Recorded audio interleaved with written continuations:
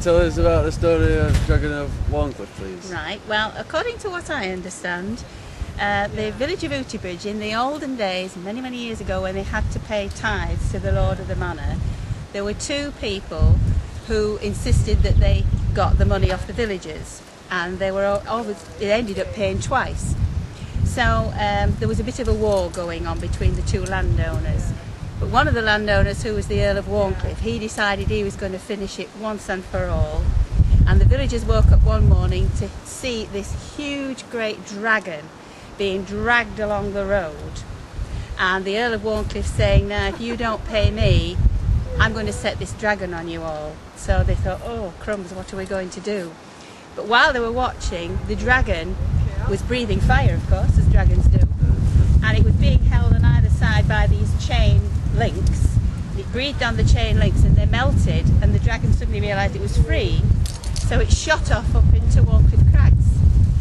And after that, lots and lots of farmers noticed that some of their sheep went missing, some of their cows went missing. Young ladies went for a walk in Wantley Woods and didn't come back. So they realised the dragon was on the loose. So the Earl of Wantley thought, better do something about this. So what he did was he said, any knight who can come and kill the Dragon of Wantley, I'll offer my daughter's hand in marriage to them. So lots of knights came riding up and went off onto the crags to try and find the dragon. And sometimes you saw a horse coming along, sometimes they found a bit of burnt armour, but none of the knights ever came back. And so they decided, well, what on earth are we going to do? So there was a big man called Big John, a blacksmith who lived in Outybridge. I'm going to have to stop. Right, so the blacksmith who lived at Outybridge, who was a big man, he said, I'll sort the problem out. So he went into his forge for 3 days, and all the villagers could hear was hammering away in this forge, wondering what on earth he was making. And eventually the hammering stopped. Big John came out of the forge, and he was dressed from head to foot in this black armour, not silver, black armour, and everywhere, a bit like a hedgehog, there were just spikes sticking out of every part of him.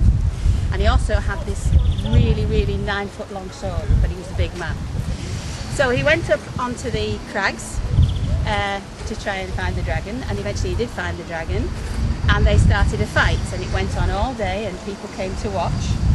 And John was exhausted, the dragon was exhausted, but eventually the dragon had nearly run out of puff, and it decided to have one last go because it realised the only bit of John he could see was the eye slit. So he thought, I'll breathe fire into that and kill this man who's trying to kill me. Anyway, so she reared up, and of course when she did that she exposed her throat, which is the only vulnerable part on a dragon. So John, with his last breath, he got that big long sword and he put it right on the dragon's throat. Very considerate, how kind. He put it straight in the dragon's throat, and the dragon tottered backwards and bounced over the edge of the crags and fell all the way down and breathed, and then dead, gone. So there was a great feast in the Earl of Wantley's castle that night. The daughter quite liked the look of Big John, so they were all very happy. And then somebody came to the feast and said, I need to speak to you. Very serious matter. And so the Earl of Wantley said, wow, what's the matter? And they said, well, we've had a dragon expert out and they've looked at the body.